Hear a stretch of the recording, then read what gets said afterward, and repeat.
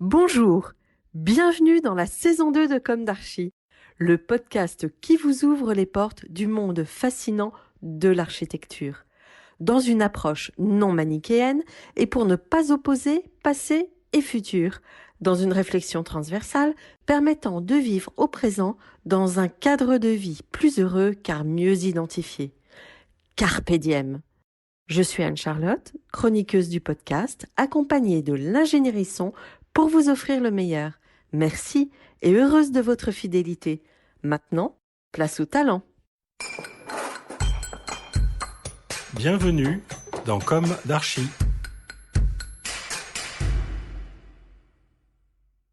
Chers auditeurs, ravis de vous retrouver aujourd'hui en compagnie de l'agence BFV, Bocabeille, Facio, Vio. Bonjour Jean Bocabeille. Bonjour. Bonjour Olivier Facio. Bonjour. Et bienvenue dans Comme d'Archi. Merci de venir témoigner tous les deux sur votre beau métier dans Comme d'Archi. Vous êtes diplômés respectivement de l'école de Belleville et de l'école de Versailles, jeunes associés depuis 2018, cinquantenaires et résolument optimistes. Vous travaillez sur tous les types de programmes, avec tout type de clients, maîtrise d'ouvrage, avec tout type de techniques. Rentrons tout de suite dans le vif du sujet. Quels ont été vos parcours respectifs, votre jeunesse? Où se sont ancrées vos envies d'architecture, vos études? L'architecture, ça vient sans doute de... j'ai une mère architecte qui m'a surtout entraîné tout le long de ma jeunesse à dessiner. Voilà. Donc moi, j'ai découvert l'architecture par le dessin et par les visites. Voilà. Donc, architecte des bâtiments de France. Donc j'ai beaucoup dessiné d'églises gothiques, romanes, voilà. Et puis voilà, c'est ça qui a permis de démarrer. Et vous? Alors moi, beaucoup aussi par le dessin. J'ai toujours aimé dessiner enfant. Et enfant, évidemment, j'avais cette idée d'être architecte que j'ai complètement perdue à l'adolescence. J'avais d'autres préoccupations, comme tous les adolescents. Et il s'est trouvé que... Par hasard, en me trimballant dans un musée un jour, j'ai rencontré quelqu'un qui faisait les beaux-arts et qui m'a expliqué que dessiner, ça s'apprenait, c'était pas un don divin. Et je suis rentré chez moi, j'ai dit à mes parents, je fais les beaux-arts, ils m'ont dit que c'est pas très sérieux. Et voilà, j'ai obtempéré pour l'architecture et j'en suis toujours content. Bon. Et alors, vous avez intégré les écoles, Belleville d'un côté, à l'époque de Siriani? À l'époque de Siriani, tout à fait. Et très vite, à l'école, un travail en collectif, en fait, ce qui a plutôt marqué tout mon parcours après. Et donc, on était 9 étudiants dans 50 mètres carrés, pas d'ordinateur à l'époque.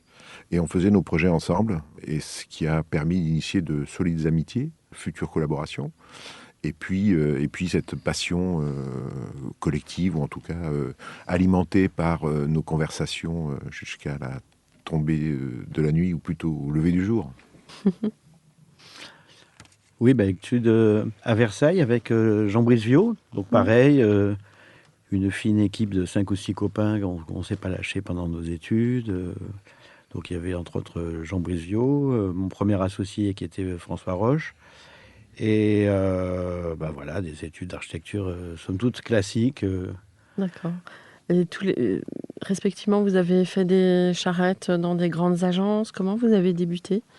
En fait, à l'époque, parce que maintenant je suis enseignant, donc je vois bien que la différence, c'est que, à l'époque, on faisait nos études, mais on travaillait en parallèle. Donc moi, j'ai passé mon diplôme à 28 ans, parce que je gagnais déjà ma vie depuis déjà un certain nombre d'années, en faisant des concours pour d'autres agences, en faisant des dessins. J'ai gagné ma vie en faisant des dessins au début.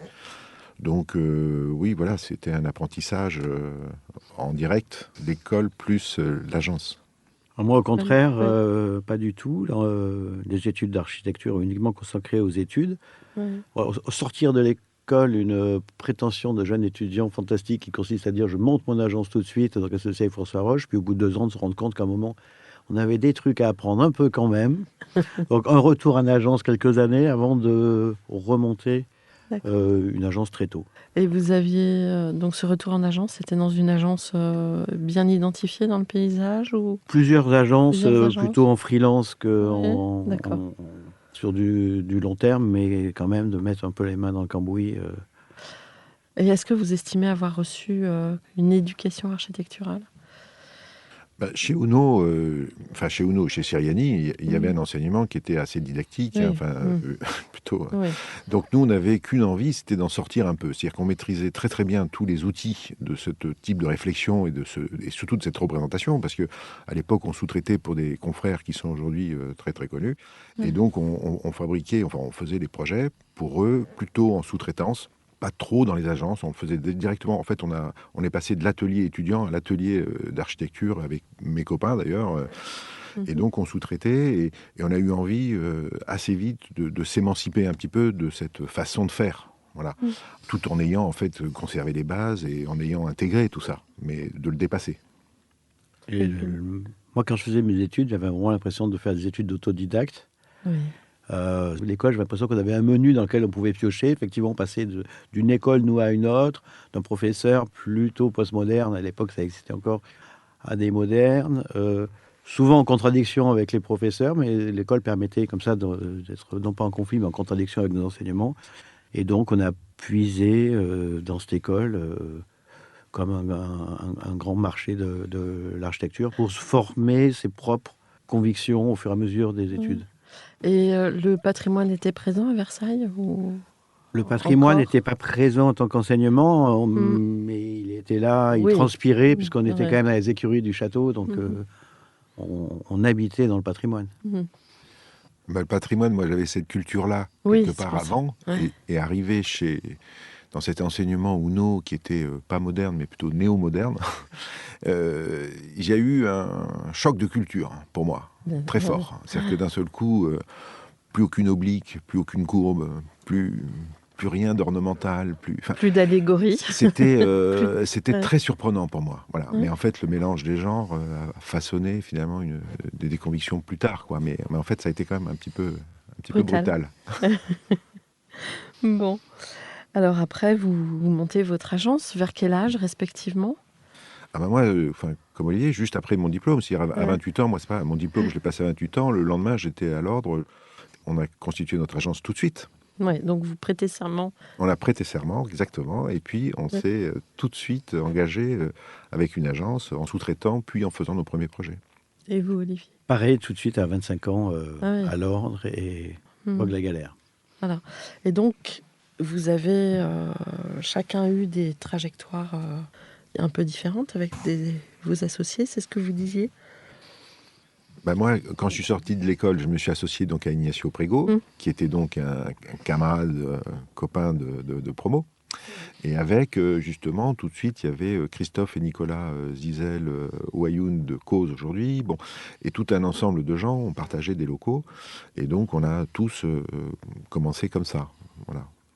Et vous, Olivier? Et moi, au début, j'étais associé donc avec François Roche. Ça n'a pas duré très longtemps, ça a duré 2 ans. Et après, je me suis réassocié avec mon ami Jean Brizio, avec qui j'avais fait mes études. Et avec Jean Brice, tout au long de notre parcours, on s'est associé avec d'autres agences ou d'autres architectes. On a toujours ouvert l'agence et partagé le projet avec d'autres personnes. D'accord. Et du coup, vous avez décidé de vous associer en 2018? Alors moi, mon parcours, il est un petit peu plus compliqué parce que moi, je me suis à la fois séparé d'Ignacio Prego au bout d'un moment, en ayant au préalable constitué le collectif Plans de Rouen, qui était à la fois sur ses anciens amis, plus d'autres qui s'étaient rejoints. Donc on a eu une aventure comme ça collective pendant 15 ans, 10-15 ans, enfin bon. Et puis est arrivée la fin de cette aventure collective et j'ai eu envie de repartir tout seul. J'ai créé ma propre agence et j'ai travaillé pendant 5 ans sous le nom de Jean Beaucavey Architecte, tout simplement. Et puis j'ai eu envie à ce moment-là, parce qu'Olivier et Jean Brice également, que je connais depuis très longtemps, donc on a eu envie de se regrouper pour rejoindre à la fois nos compétences, nos équipes et nos expériences. Et l'agence est implantée dans Paris. Oui. Vous, Jean Beaucavey, vous êtes aussi passé par la presse, en fait. Vous êtes à l'origine de l'Annuel Optimiste. Olivier aussi. Ah, Olivier aussi. Ouais. Ouais. On s'est recroisés encore là, parce que l'Annuel Optimiste, c'était le collectif French Touch, qui est l'autre collectif auquel on a participé, en plus de Plans 01 à l'époque. Mais French Touch est en plus un collectif d'animation autour des questions de l'architecture française, notamment. C'est vrai qu'on s'est mobilisé pour pour faire valoir une pluralité de l'architecture française à cette époque-là, parce qu'on avait un peu le sentiment qu'effectivement, l'ensemble des médias qui traitaient de l'architecture étaient un petit peu univoques. Voilà.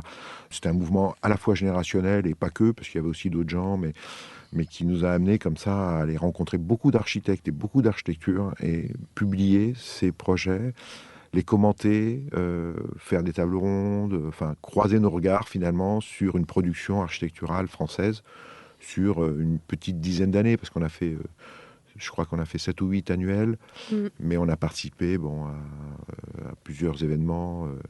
Venise, Oui, la Biennale. La Biennale de Venise en 2007 ou 8 2007, peut-être 8, par là. Ouais. Voilà, donc on a aimé comme ça animer la scène architecturale française dans un regard critique, mais surtout un regard qu'on voulait exhaustif, le plus large possible. Ouais. Et ça devait être énorme comme boulot, de mener ça de front avec une carrière. C'était du boulot, c'était Ouais. beaucoup de boulot, parce que on s'était donné comme objectif de rencontrer les architectes et les architectures. Donc on allait visiter tous les bâtiments. Et donc, on rencontrait les architectes, on faisait ça de front, mais on avait une énergie, je crois, énorme, qu'on a toujours d'ailleurs. Mais bon, je pense qu'à ce moment-là, on a développé comme ça une activité entre nos agences, nos collectifs, et cette envie de faire parler ou de parler d'architecture assez énorme. Ouais. Oui, quel boulot. Beaucoup de boulot, mais beaucoup de plaisir surtout, parce que ça permettait aussi de sortir de l'agence, qui à un moment, on peut s'enfermer dans une agence. Oui, bien sûr. Et donc là, l'idée de sortir, de rencontrer, de parler, ne serait-ce qu'avec déjà les gens du collectif. Les soirées étaient fort agréables. Mais c'est bien parce que, moi qui ai commencé avec l'ancienne génération, l'ego était encore quelque chose de très important, où on avait du mal à parler d'une architecture autre que la sienne en tant qu'architecte. Moi, j'ai rencontré ça de manière récurrente. Je trouve que... Est-ce que vous pensez que c'est une évolution due à la génération, une nouvelle génération, ou est-ce que, je sais pas, ça m'interroge un peu. Disons que notre génération à nous, elle est déjà supplantée par une autre, donc qui a déjà aussi un autre regard. Nous, on s'est ouvert comme ça, on a eu besoin effectivement de sortir de ces logiques un petit peu nominales, des architectes avec un nom et tout ça, où effectivement, fut une période, un bon architecte, c'est un architecte mort, comme ça au moins on n'en parle plus. Bon. Mais c'est vrai que nous, on s'est beaucoup ouvert sur les architectes de notre génération, et puis après, il y a une autre génération qui est arrivée, avec tous les réseaux sociaux et tout ça, et qui est, à mon sens, beaucoup plus égocentré, mais qui a besoin de communiquer beaucoup sur eux-mêmes. Alors que nous, on était dans une logique d'aller rencontrer d'autres architectes. Voilà. Donc, mais bon, question d'époque, je ne sais pas, après, ça fera l'analyser avec un peu plus de recul. En même temps, ils parlent beaucoup d'eux-mêmes, mais il y a une nécessaire pratique collective, il me semble, non, aujourd'hui. Mais nous on n'avait pas de com personnel, si vous voulez. Oui.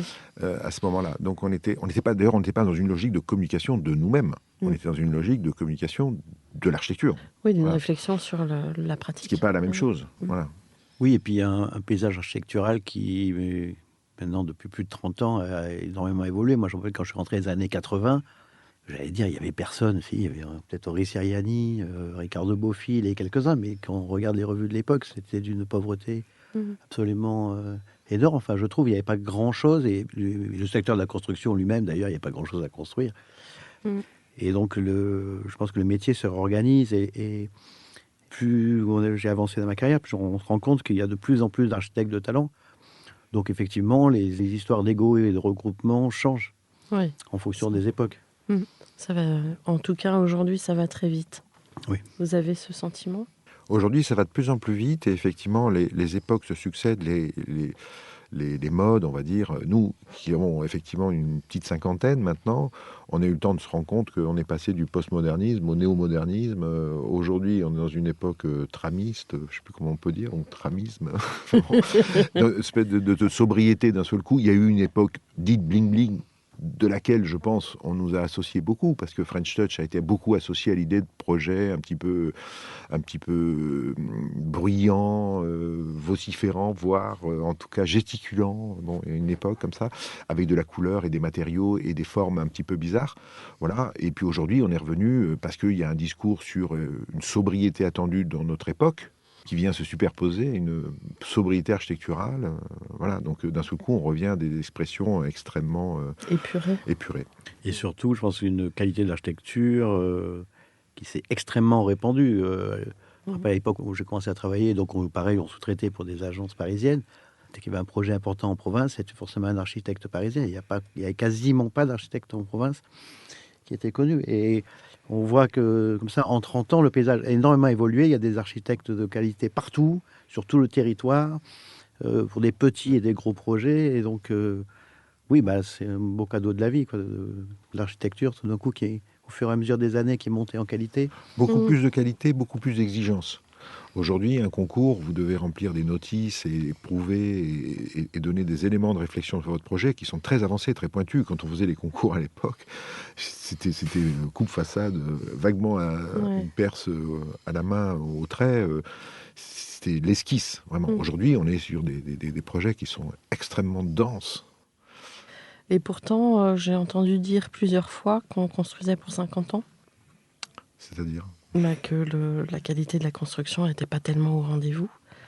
La qualité de la réflexion est très importante. La qualité de la construction, c'est encore autre chose parce que ça vient se fracasser sur une réalité économique qui fait qu'aujourd'hui, on est dans des logiques de promesses un petit peu non tenues, à notre sens. C'est-à-dire que effectivement, il y a beaucoup de paroles et beaucoup de réflexions. Et après, à la réalité, c'est pour ça que nous, on travaille beaucoup sur cet aspect de la réalité. On y reviendra peut-être un peu après. Mais la dimension constructive, elle est faite surtout de mots aujourd'hui. Et quand on arrive après sur le chantier, on perd énormément par rapport à tout ce qu'on a pu promettre et tout ce qu'on a pu réfléchir. C'est-à-dire que la qualité de la réflexion est bien meilleure, je pense, et la qualité de la réalisation se trouve appauvrie, pas tant parce qu'il y a une perte de savoir-faire, mais il n'y a surtout pas les moyens qui vont avec les promesses qu'on a engagées. Alors, on va parler maintenant de l'histoire de vos projets, si vous voulez bien. Vos projets emblématiques, passés, comme vous le souhaitez, et ceux qui font votre actualité aujourd'hui. Les projets qu'on a pu réaliser plus tôt, on pourrait en reparler, mais nous, on a plutôt envie de parler des projets qu'on fait aujourd'hui, parce que les projets qu'on a faits, ils sont très bien. Nous, on pense que ce qu'on a fait, on a toujours été très exigeants avec nous-mêmes dans la production, dans nos projets, mais toute cette expérience accumulée nous permet d'être encore plus pointus sur les projets qu'on fait aujourd'hui. Et pour en revenir à ce que je viens de dire, nous, on est de plus en plus attachés à la réalité constructive de nos projets. Et il faut que nos projets soient à la hauteur des promesses qu'on a données. C'est ça notre objectif, et ça passe par une réappropriation du savoir-faire constructif. Parce qu'aujourd'hui, on se rend compte que la production architecturale s'est dotée aussi de maîtres d'ouvrage qui se sont équipés d'AMO, de start-up, de plein de gens qui viennent autour, et qui apportent évidemment beaucoup de réflexion sur le projet. Mais nous, architectes, nous en tout cas, on va dans ce sens, se réapproprier la construction. Voilà. Donc le savoir-faire constructif. Et comment, en fait, on met des matériaux les uns avec les autres dans le meilleur dispositif pour que chaque matériau puisse être utilisé pour ses qualités intrinsèques. Voilà.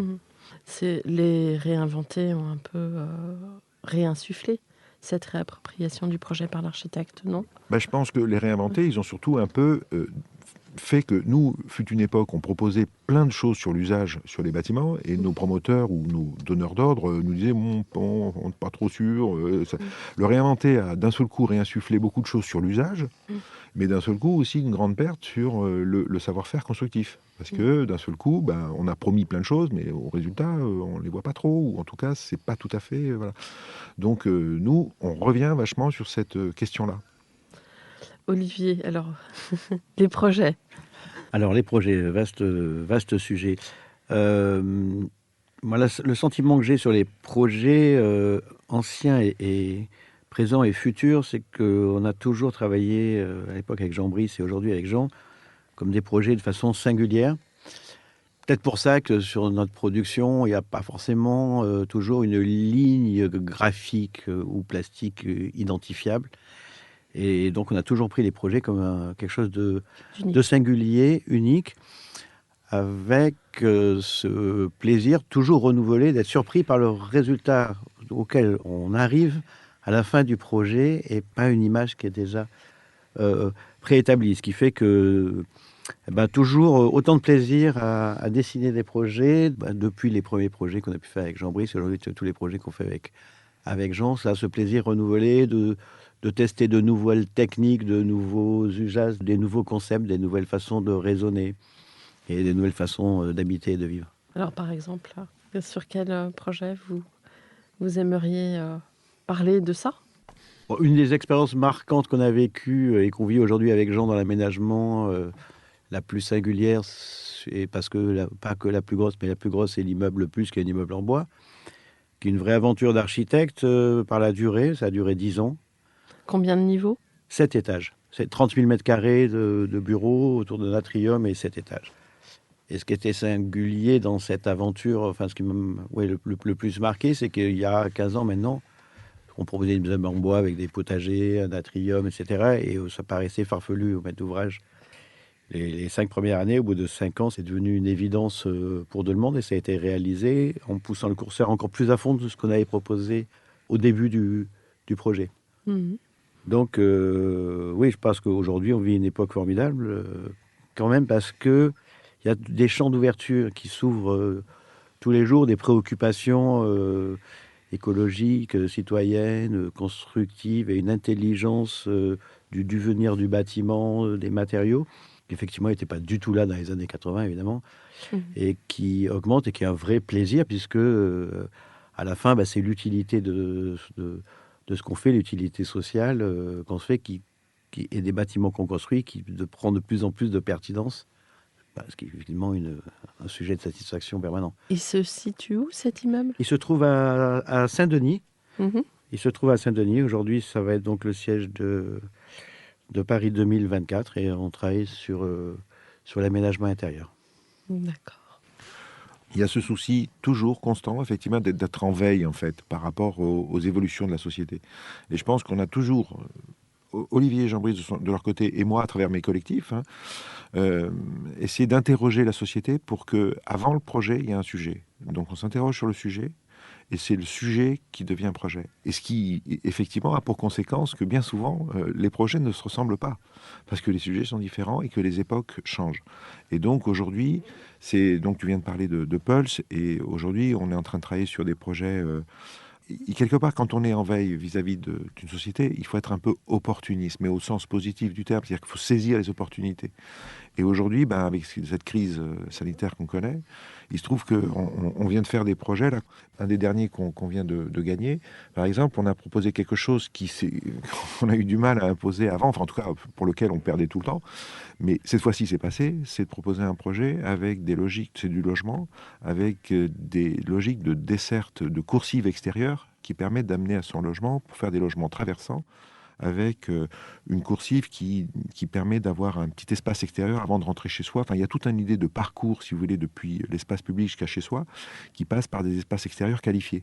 Et en fait, quand on proposait ça avant, ça marchait jamais. Et puis là, d'un seul coup, parce qu'on a pu bâtir un discours qui a résonné un peu aux oreilles d'un maire, en l'occurrence, et il s'est dit d'accord, voilà. Et alors c'est ça, mais c'est aussi, par exemple, en ce moment, on travaille sur des projets en poussant très fort sur des caractères de réemploi de matériaux.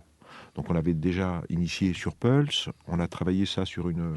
Alors, Pulse, c'est le fameux immeuble. Pulse, c'est le fameux immeuble où là, il y a eu un réemploi de dalles de faux planchers. Donc là, on réutilise un objet pour son usage initial. Mais après, sur d'autres projets, comme on vient de terminer une crèche à Paris, où là, on a pu travailler toute une façade de bâtiment qui a été réalisée à partir de la récupération de portes palières d'un immeuble qui était en réhabilitation juste à côté. On a pu récupérer ces portes, transformer, retrouver la matière première qui était le chêne et dessiner une façade en tasseau de chêne massif sur un projet contemporain.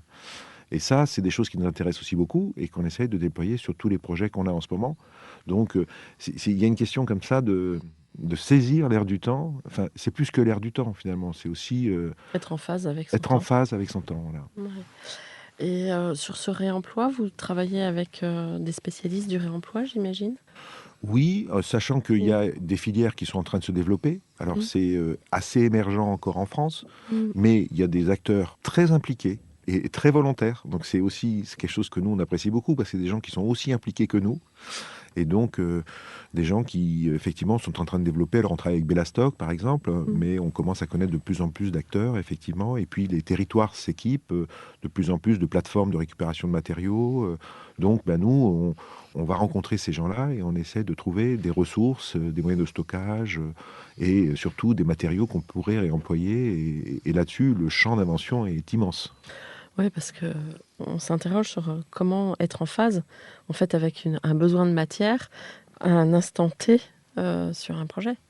Entre le dessin, la projection, est-ce que c'est si facile que ça de trouver la matière au bon moment? Non, justement, c'est une question Mhm. c'est Ouais. c'est une question d'opportunité au sens qu'il y a une Mhm. temporalité pour ça. Donc effectivement, on peut se dire qu'on va Mhm. initier une démarche de réemploi sans pour autant savoir exactement Mhm. quel sera le matériau qu'on va trouver, tout ça, puisque c'est une question de sourcing. Enfin, il faut le Mhm. trouver, ensuite il faut le stocker, puis il y a toute une démarche. C'est plus une démarche que justement, c'est complètement différent que de prescrire effectivement un matériau qu'on va trouver dans un catalogue tout fait. Mhm. Même si les filières s'organisent pour développer des sortes de catalogues. Mais là, on est dans une phase transitoire où on est plutôt dans l'idée qu'on va déployer des moyens, de l'énergie pour développer un caractère de réemploi sur un projet, et au bout d'un moment, on trouve le chemin. Bah, c'est une façon de penser le projet aussi qui est cohérente à ce que je vous ai dit au début. C'est-à-dire que le projet, chez nous, il est ouvert, j'allais dire, le plus longtemps possible. À un moment, il faut bien arrêter les Mhm. choses, mais le plus longtemps possible. Comme il est ouvert, eh ben, justement, le réemploi, il s'y prête bien. C'est-à-dire qu'effectivement, on ne sait pas encore en quoi ça va être fait.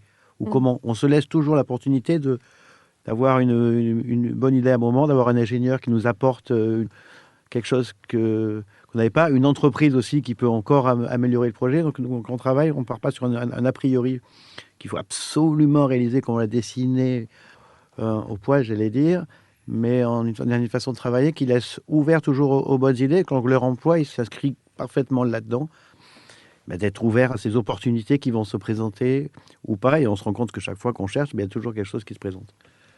Donc, une nécessaire agilité. Et oui, il faut être souple. Mhm. Alors, que représente pour vous le savoir construire que vous revendiquez? Est-ce que vous venez d'y répondre ou vous avez quelque chose à ajouter là-dessus? Ouais, je crois on vient d'en parler, hein. Ouais. C'est un petit peu tout ce qu'on vient de dire précédemment, mais c'est un souci. En fait, ce qui est pas mal, c'est que finalement, architecte, c'est un métier qui dure longtemps, hein. Donc, on l'aborde différemment à 28 ans ou 25 ans. Et puis aujourd'hui, avec l'âge qu'on a, ben, on a toutes ces expériences, en fait. Et c'est là que ce métier se déploie aussi avec toutes ces expériences. Et aujourd'hui, nous, on a testé beaucoup de systèmes constructifs, sinon tous, dans plein de situations. Et ça nous donne une richesse, si vous voulez, de vocabulaire ou en tout cas de pensée euh, dans lequel on puise pour trouver la réponse juste dans un contexte précis. Et aujourd'hui, ce savoir-faire constructif, il est le fondement même de notre pensée. Voilà. Euh, Néanmoins, on sait que un bâtiment en structure métallique, c'est énormément de dessins. Ces différences de matière et de matériaux, vous en avez évidemment acquis les règles, mais il y a quand même des matières ou des matériaux qui sont plus difficiles que d'autres à mettre en œuvre, ou en structure, ou en parement, ou qui s'adaptent, ou qui se combinent. Vous ne pensez pas que, par exemple, à certains moments, c'est quand même le béton qui gagne, enfin, je ne sais pas comment le dire. En fait, j'ai en tête qu'une structure métallique, c'est beaucoup d'investissement au niveau du dessin.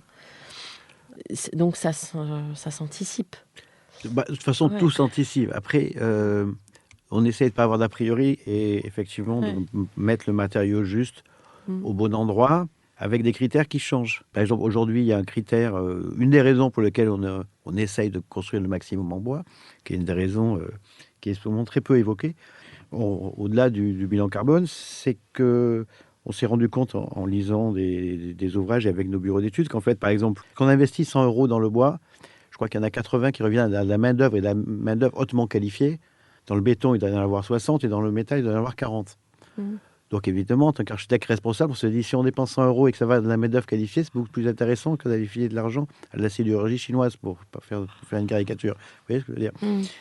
Ben, c'est des notions qui arrivent au fur et à mesure de notre travail et qui font qu'à la fois on peut convaincre les maîtres d'ouvrage Mm. et on essaie de trouver le matériau le plus juste au bon endroit. Mm. Après, en ce qui concerne le dessin, chaque matériau a sa spécificité et a ses règles. Mais nous, là où en fait, on ne sait pas tout. En revanche, ce qu'on sait faire, c'est travailler avec les gens qui savent. Et ça, c'est pas que les ingénieurs, c'est aussi les entreprises. C'est aussi, en fait, comprendre, synthétiser et développer, finalement, sur le savoir-faire d'autres. Voilà. Et ça, c'est ça le travail de l'architecte. On ne sait pas tout, mais il faut être d'une large ouverture d'esprit et d'une compréhension, enfin de comprendre en fait pourquoi et comment on fait les choses, ce qui nous permet de les mettre en œuvre, souvent les associant, parce qu'en fait, évidemment, ce qu'on essaie de développer de plus en plus, c'est des caractères mixtes en fait de construction. Voilà. Et puis l'espace et matière aussi. Oui, Le vide.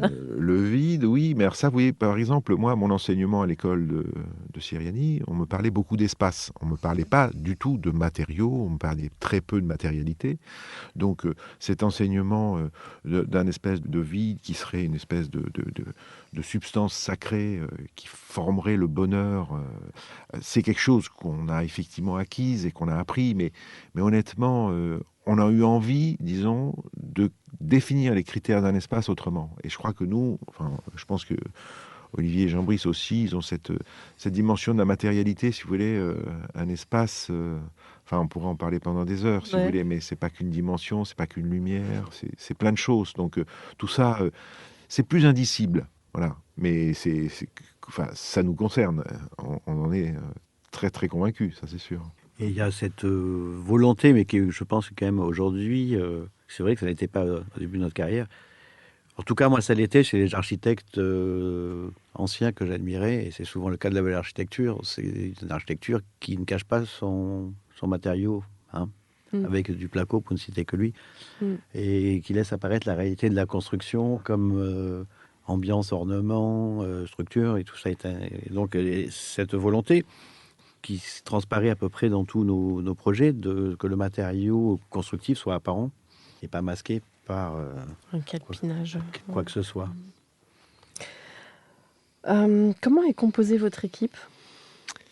Nous, on est une quinzaine, je dirais, mais on s'attache à faire, c'est à se réapproprier tous les métiers de l'architecte. Aujourd'hui, un architecte, c'est quelqu'un qui produit du papier. Hein. Enfin, ça a toujours été ça. Vous produisez des idées à travers du papier et des maquettes. Donc nous, par exemple, on a quelqu'un à l'agence qui fait tous les dessins. Enfin, les dessins, les perspectives, hein, d'accord. Les maquettes, on a un atelier maquette pour refaire nos maquettes. Il fut un temps où tout était un petit peu externalisé. Hein. Bon, nous, on a voulu se réapproprier tout ça et pour pouvoir en fait maîtriser tous les outils de l'architecte dans sa communication et dans sa manière de faire comprendre sa pensée. Voilà, c'est essentiellement ça. Voilà. Et puis les équipes, j'allais dire, qui aujourd'hui, on travaille avec des équipes sur le long terme. C'est-à-dire qu'on a, on a une équipe qui est là depuis longtemps. C'est autant des employés que des amis. C'est des salariés. Les salariés, ils ont fait exactement le contraire de ce qu'on a vécu. On était plutôt des mercenaires quand on était jeunes. Hein. On appelait ça comme ça. Et c'est vrai que c'est pas du tout ce qu'on reproduit dans la gestion et la façon dont on a envie de travailler sur le projet. Mais les places sont chères aussi, donc ça permet de fidéliser, certainement. Non. Oui, puis d'avoir une vraie culture d'agence, en fait. Et d'ailleurs, quand on a associé nos deux agences, on a associé deux cultures d'agence et on a passé 1 an et demi à faire coïncider tout ça. Et c'est intéressant parce qu'il y avait de très bonnes choses chez les uns et chez les autres et on a essayé d'associer et d'additionner tout ça. Et aujourd'hui, je pense qu'on a créé une belle équipe. Et qui travaille sur quel projet ? Vous avez des projets qui vont sortir, j'imagine, bientôt. Oui, plein de projets. Non, oui, enfin, la période est un peu difficile quand même, mais bon, on a fait des projets, mais nous, chaque projet est une aventure, voilà. Donc aujourd'hui, on a des logements, des bureaux, enfin des logements, plusieurs opérations de logement, plutôt dans des logiques de structure mixte, ce que j'expliquais tout à l'heure un petit peu. Ou justement, quand je parlais de coursives extérieures, tout ça, c'est des choses qui nous intéressent. Donc, on en a 1 ou 2 comme ça. On va faire aussi un projet de bureau qui est un peu la suite de Pulse à Lyon, à Villeurbanne. Voilà. Et puis, on travaille sur d'autres projets. Et alors, ce qui est et d'ailleurs, comme ça, on peut en parler. En fait, au-delà de ces projets avec des maîtres d'ouvrage, on travaille aussi sur des projets prospectifs. Et ça nous intéresse beaucoup parce qu'on est en train de développer un concept de projet générique qui permette de faire du bureau ou du logement de manière réversible. Voilà. Et ça, c'est un sujet qui nous préoccupe beaucoup parce que c'est l'ensemble de nos expériences mêlées de bureau et de logement à l'aune de ce qui se passe en ce moment qui nous permet de revisiter un petit peu cette question-là et d'être en mesure de proposer à des donneurs d'ordre, quels qu'ils soient, des solutions par rapport à des logiques aussi de préfabrication, de filière sèche, tout ça. Donc ça, c'est des sujets qui nous intéressent beaucoup en ce moment. Voilà, autre sujet qui nous intéresse beaucoup, on vient de livrer un bâtiment à Lyon, sur les hauts de Fourvière, contre l'amphithéâtre, qui est une réhabilitation, qui est une ancienne chaufferie, que l'on a réhabilité en logement, plus une fondation d'art contemporain. Et donc un des sujets, qui est un sujet d'actualité pour tout le monde, je pense, mais qui nous tient à cœur, c'est de travailler sur la reconversion, la réhabilitation, quitte à changer les usages des bâtiments et de savoir aujourd'hui qu'est-ce qu'on va faire des bâtiments de bureau, par exemple, ce qui est une vraie question que tout le monde se pose. En ce moment, on travaille beaucoup là-dessus avec différents promoteurs, essayer de voir comment on peut réutiliser ce patrimoine. On vit une époque formidable où démolir un bâtiment, ça ne devient pas bien, ce qui est une bonne nouvelle. Donc, comment retravailler avec nos expériences sur ces bâtiments anciens, c'est aussi un des gros sujets à Agence en ce moment.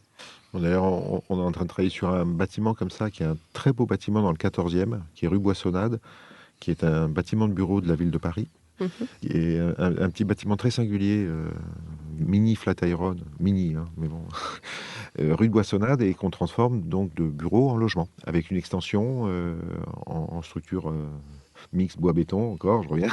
Mais voilà, et ça c'est un très joli sujet sur lequel on travaille en ce moment. Bon, et qui va être livré quand? Qui va être livré dans, là on est en appel d'offres, donc dans 1 an et demi. L'une de mes questions récurrentes dans Comme d'Archi est: est-ce qu'aujourd'hui vous avez le sentiment d'avoir accompli ce que vous imaginiez à la sortie de l'école? Je vous dirais qu'à la sortie de l'école, j'imaginais pas grand-chose. Ouais. En tout cas, les perspectives qui s'ouvraient à l'architecte à l'époque, c'est fait autre chose qu'archi, il n'y a pas de boulot, quoi. Il y avait pas grand-chose à faire, c'était un peu compliqué. Surtout moi, je venais de province, c'était encore plus difficile.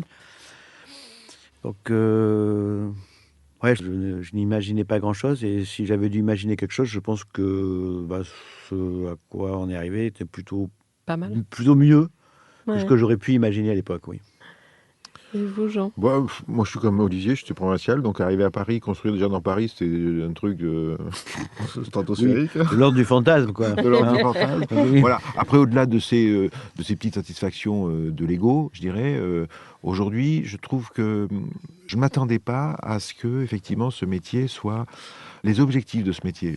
Enfin, ça a changé, ça, par rapport à ce que je croyais au début. Au début, je croyais justement c'était fabriquer des bâtiments et puis qu'on m'applaudisse. Voilà. Aujourd'hui, je pense que c'est différent, c'est donner beaucoup plus de sens à ce qu'on fait et donc avoir compris que les architectures qu'on construit vont nous suivre bien longtemps et que des gens habitent dedans. Tout ça. Enfin, ça a pris du temps, ça paraît un peu, oui, mais quand même, ça prend du temps de comprendre qu'en fait, nos architectures sont des supports de vie d'autres. Voilà. Des lieux dans lesquels d'autres vont vivre. Et je pense que ça, c'est aujourd'hui qu'on en prend plus pleinement conscience et qu'on est aussi motivé par ça, en plus de tout le reste. Je me rappelle très bien, avant de démarrer les études d'architecture, est allé voir un architecte pour lui demander si c'était pas une idée farfelue, si c'était une bonne idée.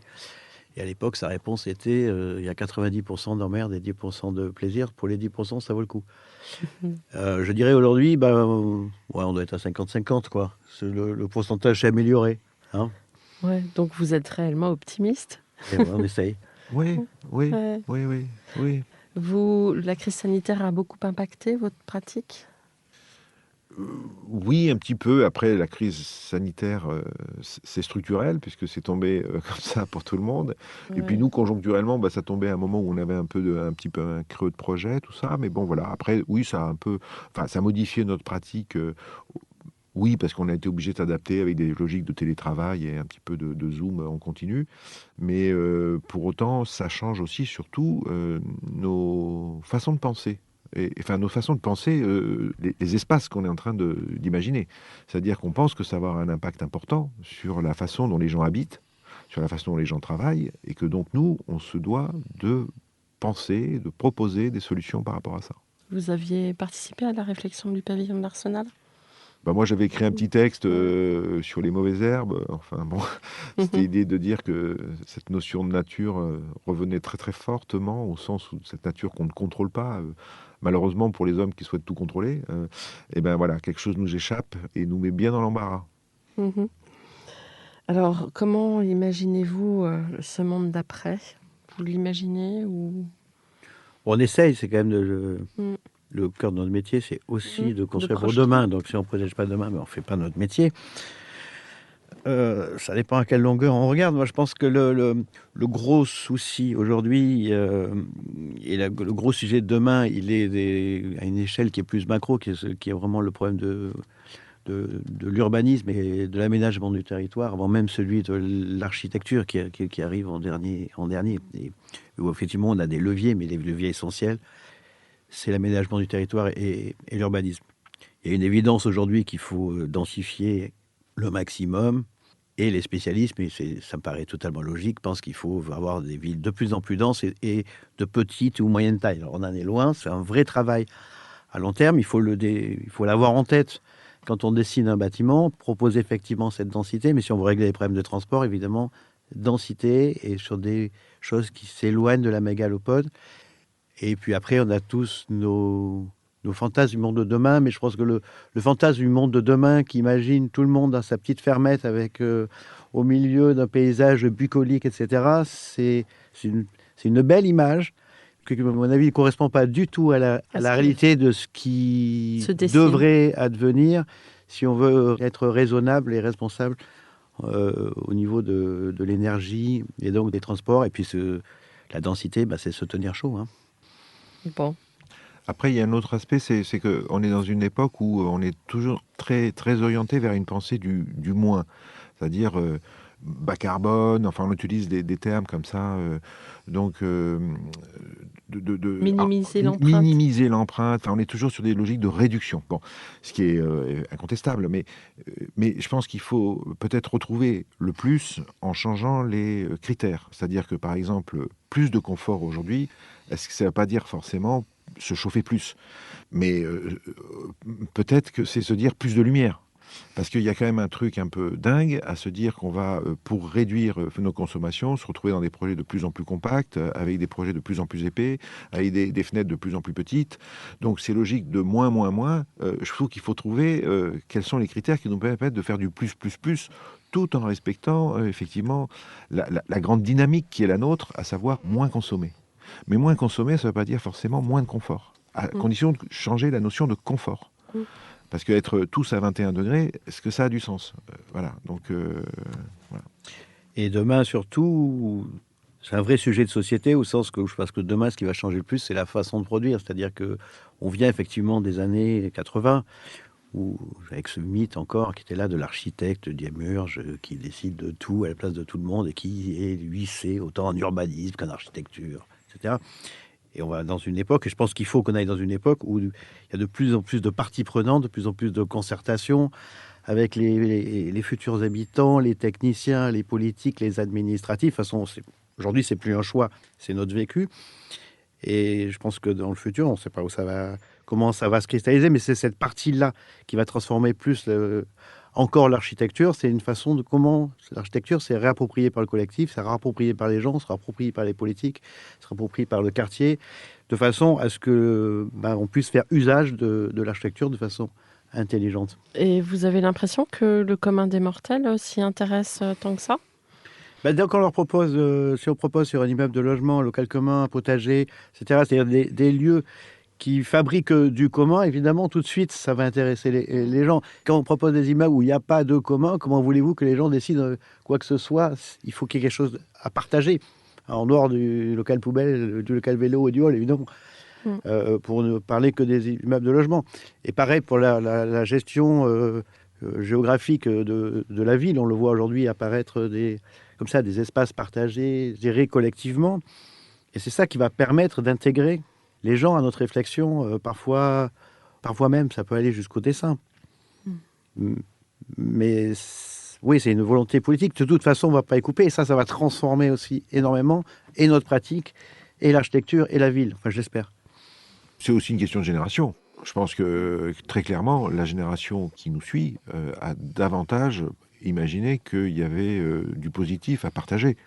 Ce qui n'est vraiment pas le cas de la génération qui est la nôtre et de celle qui nous précède, encore plus. Donc, la preuve en est en ce moment, quoi. Donc, voilà, donc, je pense qu'il y a des choses qui sont en train de se mettre en place, et effectivement, cette génération-là, et la génération qui vient encore après, porte bien davantage ces notions d'équilibre, en fait gagnant-gagnant, quoi. C'est-à-dire que, effectivement, ce que je ne peux pas avoir, je peux l'avoir à plusieurs, peut-être avoir un logement plus petit, mais avoir plein d'espaces partagés.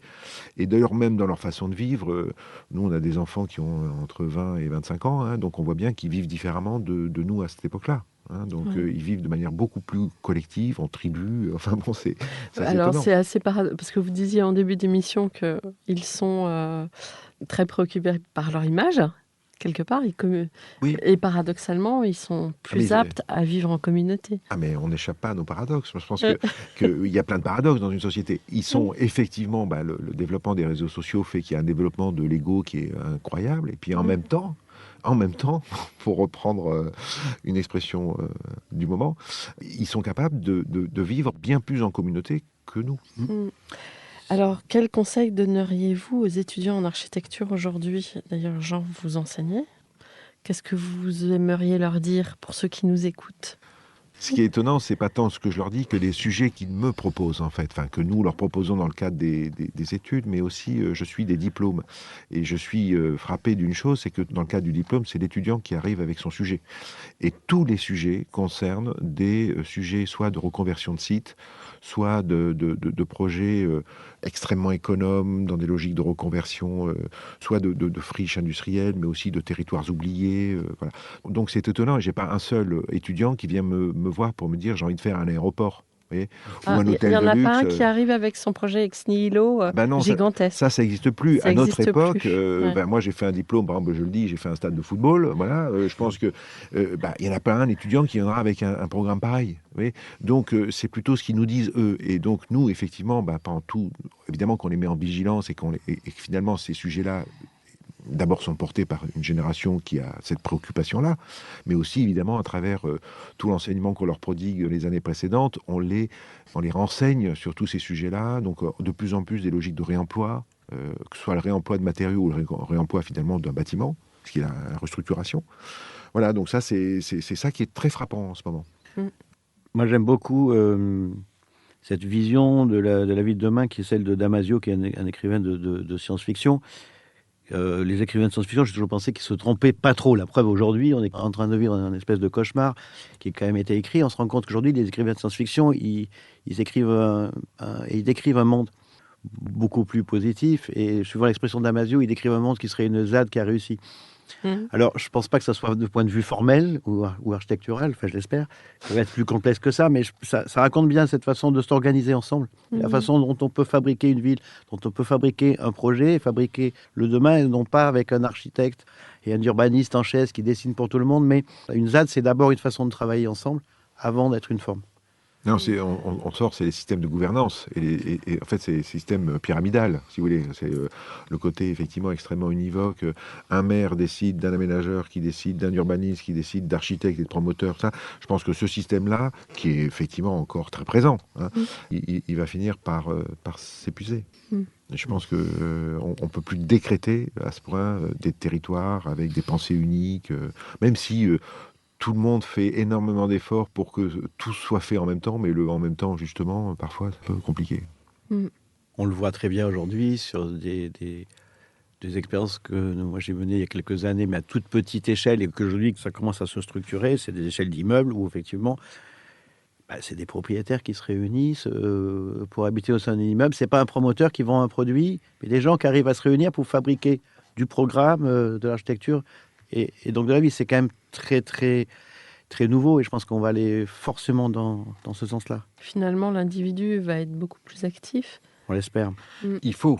Enfin, c'est ça aussi. C'est une prise aussi de conscience qu'il faut mener sa vie et arrêter d'être mené par la vie. Enfin, il y a une bascule qui est en train de se poser. Quand Jean parlait des logements qu'on fait aujourd'hui, traversants, etc., grâce ou à cause de la crise du Covid, on se rend compte que depuis quelques temps, on a moins à se battre pour dessiner des logements et pas des produits financiers. Parce qu'effectivement, ces dernières années, on avait tendance on nous demandait ce qu'on dessinait, ce qu'on se demandait, c'était encore des logements ou des produits financiers. Alors, on s'est toujours battu contre ça, mais on sent qu'aujourd'hui, la société commence à comprendre. Bah, le monde de la promotion est obligé de se redéfinir un peu, là. Tout à fait. Mais alors, l'architecte dans la ZAD, il devient quoi? Il est quand même sachant. Il a toujours son rôle. Après, c'est des problèmes de gouvernance. Qui décide de quoi? Moi, je m'en suis rendu compte, entre autres, dans la commande publique. On faisait des collèges et des lycées à l'époque, il y en a beaucoup moins. Quand on a l'utilisateur sous la main, le proviseur dans le cas d'espèce, le bâtiment, à la fin, il va se retrouver bonifié et on va dessiner quelque chose qui sera beaucoup plus pertinent que quand on a juste l'administratif et le politique qui va décider. Vous avez fait une belle copie, c'est arrivé dans les années 80, je me rappelle de concours, on gagne le concours, il s'agissait de dessiner exactement ce qu'on avait dessiné au concours. C'est totalement aberrant, il y a des utilisateurs, il y a des contraintes qu'on ne peut pas... ne serait-ce qu'imaginer en 3 semaines ou 1 mois, il y a la beauté de l'histoire d'un projet qui se nourrit. Quand je commençais ma carrière, c'est qu'on faisait un truc, on rendait la copie, paf, on le construisait. Il n'y avait pas beaucoup d'output extérieur pour nous aider à dessiner. Plus le proviseur est là, plus les parents d'élèves sont là, et même les élèves, à la limite, c'est que du bonus pour le projet. Et on va vers une époque comme ça, heureusement. Bon. Lors de l'interview récente d'un architecte dans Comme d'Archi, ce dernier exprimait son regret de voir la notoriété des projets aujourd'hui dépendre de la force de frappe de l'architecte lui-même en matière de communication, enfin, ou de sa chargée de communication, parce qu'il y a beaucoup de femmes. Alors, qu'en pensez-vous? Et entre communication et architecture, quelles seraient les limites à ne pas dépasser? Et donc, je rappelle que vous avez œuvré longtemps au fameux annuel Optimiste. Donc, ce qui est sûr, c'est que la communication à notre époque, c'est incontournable. C'est-à-dire qu'il faut y réfléchir, il faut avoir un avis là-dessus. Donc effectivement, nous, dans la continuité quelque part de ce qu'on a fait avec French Touch à l'époque, à savoir ouvrir finalement le champ de l'architecture et donc partager des découvertes. Nous, notre façon de communiquer, elle est consciente là-dessus, c'est que notre site, vous trouvez tous les éléments du projet. Vous trouvez des plans, vous trouvez des détails constructifs.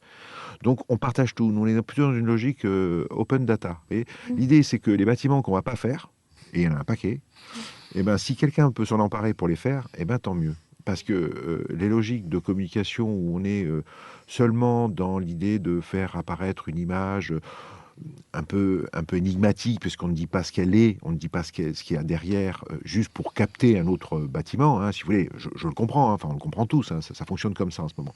Mais nous, on essaye d'être beaucoup plus carte sur table, ou plutôt d'offrir, c'est-à-dire que notre travail, c'est ça ce qu'on communique. C'est pas nos projets, c'est notre travail.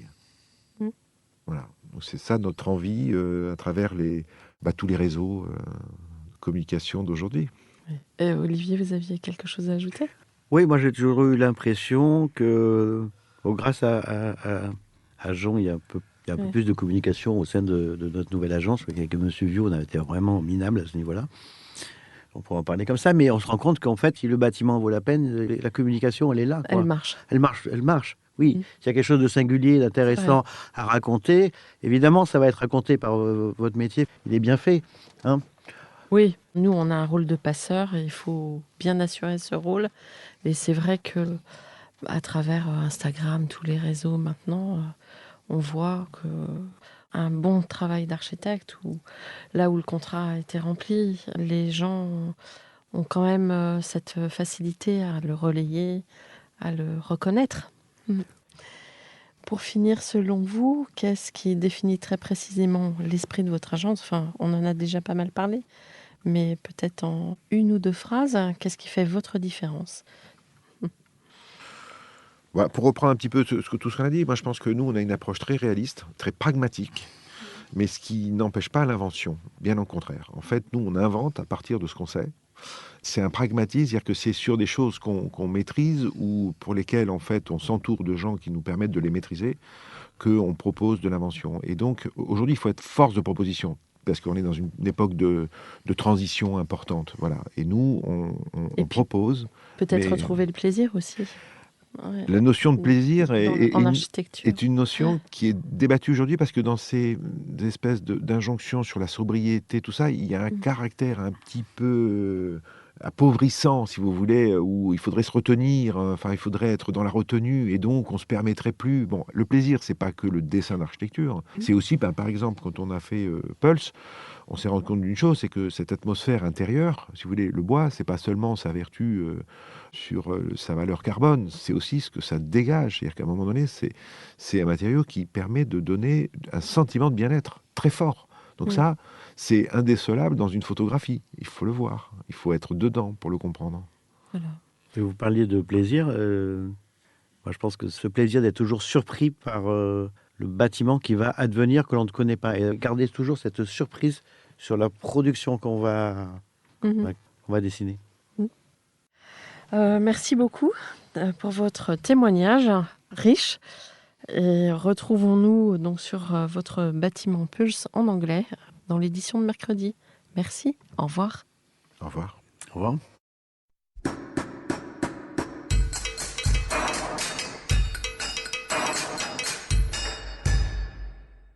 Chers auditeurs, merci pour votre écoute. N'oubliez pas de retrouver nos sujets en avant-première sur Instagram à l'adresse Comdarchi Podcast, COMDARCHI Podcast.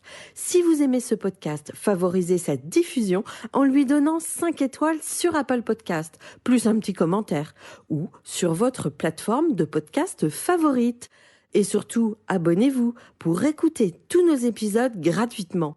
À bientôt, et d'ici là, prenez soin de vous.